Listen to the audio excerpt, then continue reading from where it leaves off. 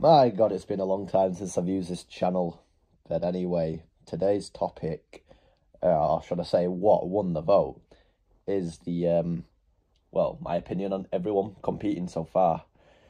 I'm going to admit this wasn't my favourite one to win the vote.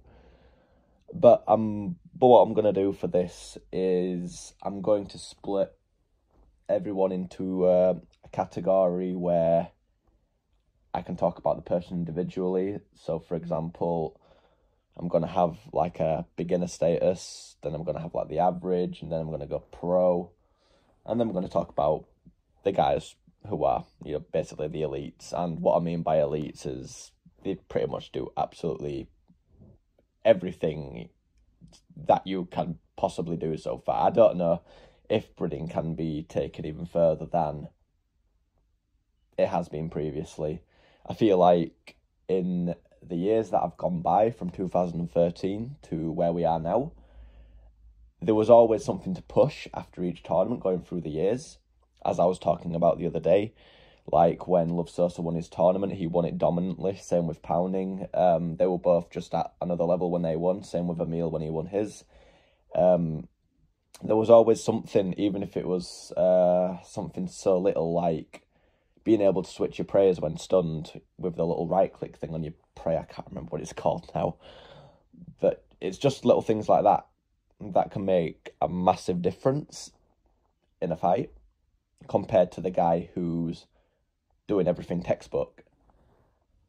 And basically what I'm trying to say now is that I think we've got to a level now where it can't be pushed further, but do you know what? I've been wrong before, I'm probably wrong again. But anyway, let's get into the topic of the video now. So, starting off with Shisun, 27. It's hard for me to give, like, the best rating on people I don't really see bred. So, I'm sorry if I give somebody a bad rating, because I just haven't seen you bred much. But I would probably put Shisun into that. I'd probably put it into the... I'd say is about average now. Now, the thing is with average, a lot of people are going to think, oh, what do you mean you think I'm average? Okay, so average now, 2 years ago, that would have been pro. The reason why average is not pro now is because there's just certain things people do in the pros that a lot of the average guys don't do. When I say average, I mean people who can time stuns, use all their abilities properly, Hurricane, Wild Magic, Disable Prayer, all that, Quake. I'd say that's a very average level of breeding. I'd basically say like my breeding, for example.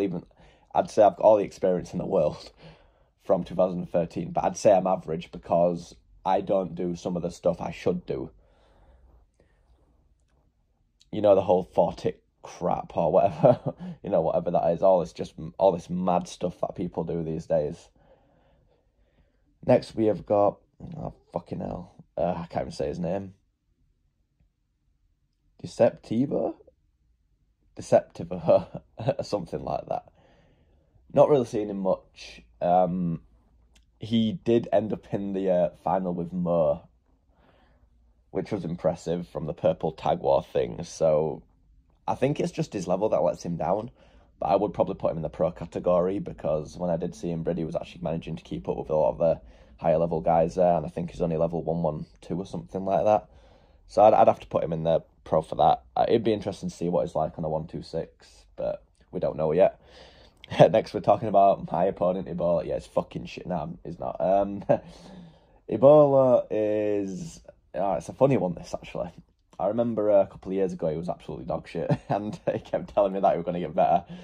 He has actually got better now, and in 9 days we'll find out. But no, I do think Ebola now, from what I've seen him bred recently, I do think he's at that pro level now. I think he's got past the whole knowing the basics, as people in the average, I'd say, are basically doing the basics now, with the whole comboing, knowing how to time stuns and shit like that.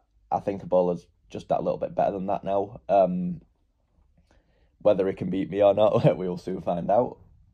I personally think that, you see, practice is practice, right? I mean, anyone can play well during practice. But when you actually go into a tournament where everybody's watching and there's a prize on the line, or there's like a goal and you really want to win, it sounds really sad, but you're going to be sat behind that keyboard if you're not used to it as well. You're going to be shaking like mad. You're going to be fucking nervous. And you're probably going to fuck up. And I can tell you, many people on many occasions throughout the years who have done just that by, having to get used to basically being in a tournament format. It's not the easiest thing for most players. Whether it's going to be easy for a bowler, I'm not sure. Maybe it's comfortable with me. That could be the case. But yeah, from all the shit I've been talking, we'll find out. Next, we have got RS gang member. Okay. I actually never knew who this guy was until I got told his previous name was Bwyd, or something like that. He's been around for a very long time, as far as I'm aware. I'm not sure if he's took breaks in between or not. I was watching him braid in the purple thing, and I have to say he was the guy who was pretty much outlasting everybody. And I would probably you can't really put him anywhere less than pro. I think this guy, I've not seen him in a one-on-one scenario yet where it's nons and foods, but just judging by what I've seen so far, I have to say this guy's definitely up there. He's probably even touching the doors to get into the elites, and I only think 2 guys are in the elites at the moment, and I think you all know which the 2 elites are for now. But I do think there is a few people knocking on the door to the elites, and RS gang member is definitely one of them. I'm just going to call him Pwyd because I fucking hate that name. Next, we've got the Narium. She used to be a pro. I'm not sure if she is now. She's just told me about 5 minutes ago she's got a new laptop, so this should be interesting.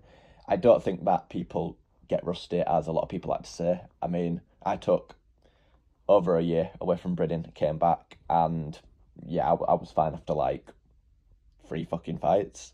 I think the whole rusty thing is just an excuse for people to fucking lose. I'm sorry, I just don't believe in the whole rusty thing. Don't get me wrong, I think it takes you a few fights to get back into it and get into a habit of knowing where all your setup is, your abilities are. But I mean, I just think that if you can't remember your setup from years ago, or remember the basics, how you braid, it's kind of like riding a push bike. You're just retarded if you can't remember how to do it. I'm sorry, but there you go.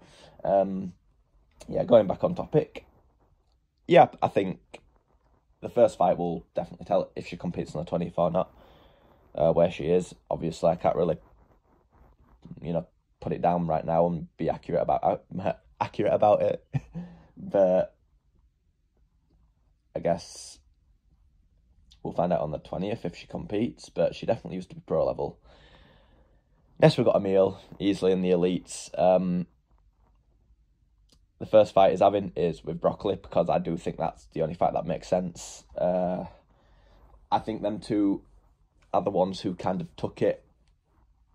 I know Emil did it first, actually. He took it to another level. Broccoli chased him, and then, they both ended up just staying at that level, I guess. I don't think that they'll ever be able to take it further than they've got now, personally. I think that every time they fight, it's always going to be a 50-50 thing with whoever's been practicing more, who kind of I don't know. It's hard to say. Who's ever just more calm on the day, I guess. As I was saying the other day, because I only classify Broccoli and Emil having 2 fights. I don't think that fights before that or fights in free-for-all count for anything. I mean, anyone can win a practice fight.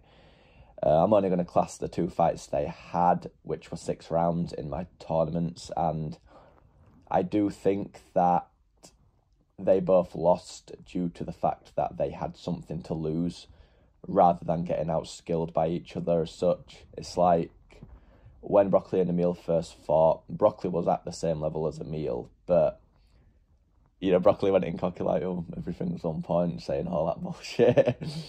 And I just think that after round 1, people just melt under pressure. I think Broccoli did melt under pressure in the first fight. It's a common thing. And then in the second fight, Broccoli had nothing to lose because he's already lost to him, while Emil had everything to lose, and I think that caused Emil to not play as well. I mean, I've been told by claims that, yeah, but Emil won't train as much. As I said before, I don't think you forget how to braid. I don't think you forget all this kind of shit. I just think that Emil probably didn't expect Ollie to get to his level at the time because he beat him so easily last time. But I just think it's due to all nerves than anything else. Next we've got the Lobster Pot. This guy is... I'd have to put him in the average. I think he can time his combos very well. I think he's good with his abilities. I haven't seen him enough to know where he is, because a big part of being pro and a big part of getting to the elite is just knowing your food fights. Food fights are so important. I can't stress it enough how important it is to know how to food fight, because anyone can do a non-food fight. But when you're in a food fight, the level is just so different, and I'll tell you why. In a non-food fight, you're only going to be fighting for about 2 minutes, 1 minute, 2 minutes, and then the fight's over, depending how long you want to drag it out. So most non-food fights last about 30 seconds. So when you're only breathing for 30 seconds, you're not having to time things for that long, like your anticipation, your freedom, your quakes. When you go from a non-food to a food, there is so many more abilities that you must use in a food to gain your advantage over your opponent. That's what I think separates. I've seen guys go into the tournament who, in the past, who have been amazing at breeding, amazing at non-foods, but they didn't know how to food. And if you don't know how to breed for longer than 30 seconds, you're fucked, because, as I said to you before, there is a lot of different abilities that you have to know when you're in a food, and you have to be very well adapted and all-rounded to be able to put up with it, and all the different styles that people can bring into a food fight. So yeah, learn your food, guys. Next, we've got Pre-Types, also known as Claims. Now, Claims is one of these guys where he started quite late. It's been, I know he hangs around some of the best guys in breeding so far, so yeah, that will probably help him out quite a lot. I've not seen him breed that much, to be fair. I've not really breeded him either. I've only seen him breed in a couple of previous breed nights, as far as I'm aware. From what I've seen so far, I think his non-foods are really good. As I said to him before, I'm not really sure about his foods. He tells me that they're not that good, and for that, I'm probably going to have to put him into the... I think he's touching the doors to being in the pros, but I don't think he's quite there yet, if that is the case about the food thing. Remember, this is just my opinion, so I could be wrong. Feel free to prove me wrong on the 20th. Next, we've got Mystic Cat PK. The guy entered one tournament, I'm sure of it. He always tells me, no, Jack, I didn't. So whether it was a breed night or a tournament, I don't remember. It was that long ago, but I do remember he was really good, especially at foods. I think he used to be a PKer. So it's funny, actually. Most people who come from a PKing background, like, Edge PK and all that, they're automatically at an advantage because they do food fights all the time. So yeah, I don't know how good he is these days.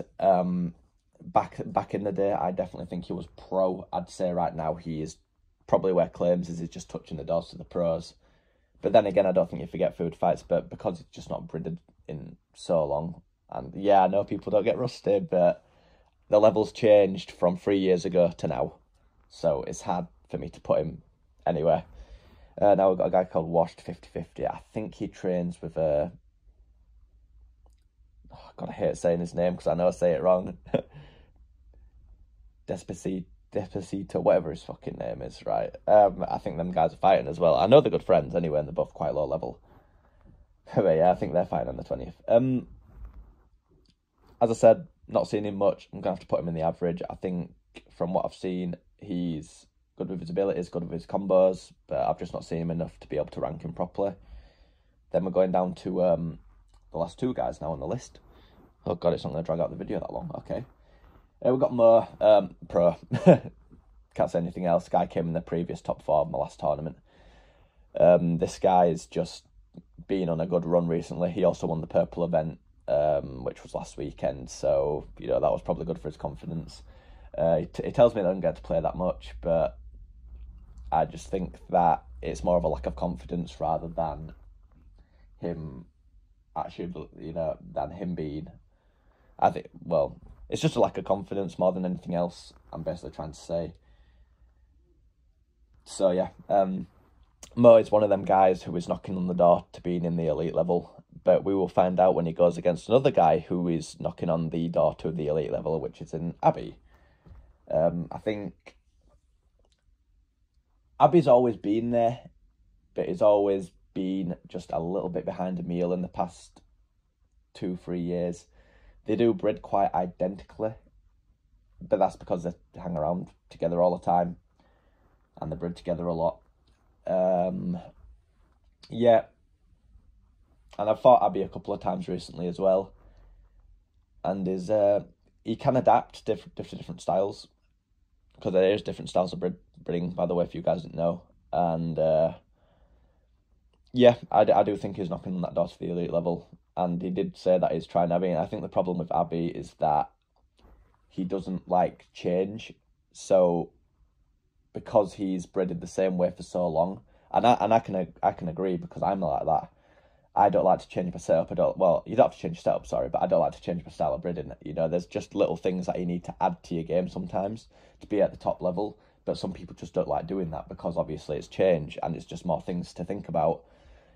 But yeah, yeah, that's pretty much it. I think I've covered everyone now who is breeding. I mean, I don't think anyone else is in the competitive section, and if they are, well, they've not told me they're competing, so I wouldn't know what to say.